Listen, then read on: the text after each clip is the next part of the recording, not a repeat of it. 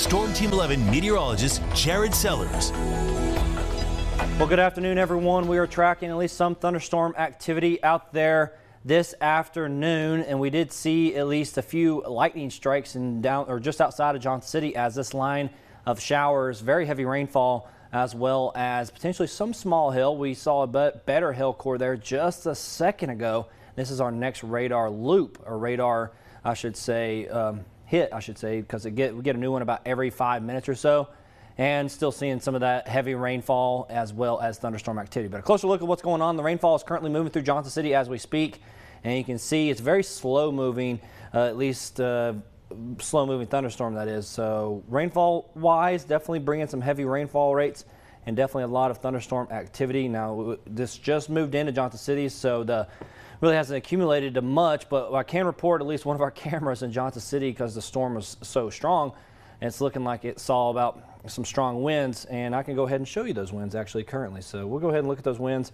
Velocity, kind of hard to pinpoint at least certain ideas of what winds, the exact winds that are coming with some of this thunderstorm. Probably about 20 miles, 30 miles coming to the surface in downtown Johnson City at the moment. Looking at storm relative, really hard to see there. But I can notice on the hail path, we did see potentially some hail towards Beechwood Court, as well as Cherokee Gardens in that general vicinity, Cartersville, McKinley. And it's looking like just south of Miller right there and just to the west, Green Hill, and just to the east of Jonesboro. So that pink and that black indicating more probable that we saw potentially some hail. Now, this is not a severe warning storm. I would like everybody to know that, but still has at least potentially some of the parameters of a severe thunderstorm. Severe thunderstorm, that is. And here's a look at a BTI at 2.1. So usually when I see 2 to 3 is when I get a little concerned a little bit. But right now, at least no rotation with the storm. Did see at least a little bit of rotation earlier. But right now it seems like the thunderstorm in itself is weakening. So we'll definitely, that's definitely a good sign, at least at the moment. And we'll go ahead and highlight some of those rain rates coming down in portions of just west of Johnson City and just the east of Jonesboro, that is. So you can see probably about 6 inches for an hour, 7 inches right there just to the east of Jonesboro. Up there just to the north and west of Johnson City, about 5.3 inches, 4.6 inches. I can take a closer look at where this is happening at so you can see what I'm talking about. So about 5 to 6 inches of the rainfall rate coming down near Beechwood Court, Carter Crossing, Cherokee Gardens, Cherokee Road in that general vicinity, as well as just to the north of, I believe, is Hopper Road right there, and just to the north of Westover, and some heavy rainfall coming down there. But just a loop of what has happened. I would like to note that this was at least a little stronger just a moment ago. You could see that right there, that black indicating at least potentially a strongish hail core, and I feel like that verifies with the hail path. So the hail path just to the south right there.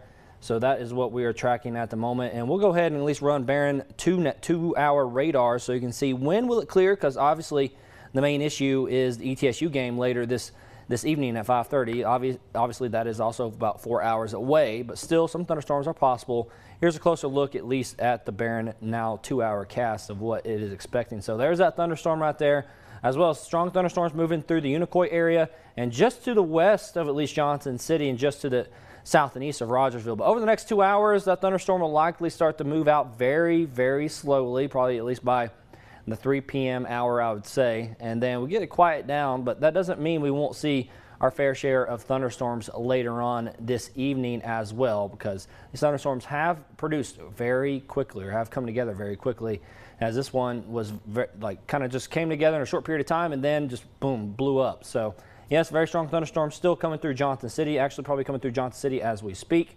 And a closer look at least what has happened over the last run. Still though, the hail core is not as strong as it used to be, but likely the heavy rainfall is coming down in Johnson City at the moment. So definitely want to be weather aware. Make sure you're staying at least up. We'll keep you up to date if anything changes, but right now it's looking mostly just like some heavy rainfall and a few lightning strikes attached to this thunderstorm. The hail core is not as impressive as it was, so that is good news.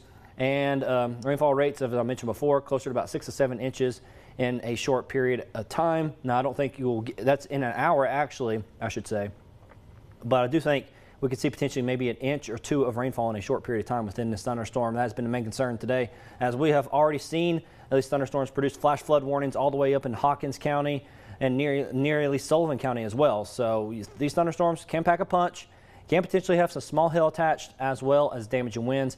And also the main concern, at least this evening, will be isolated flash flooding. But either way, if anything else sticks out, we'll keep you updated here on WJHL.com.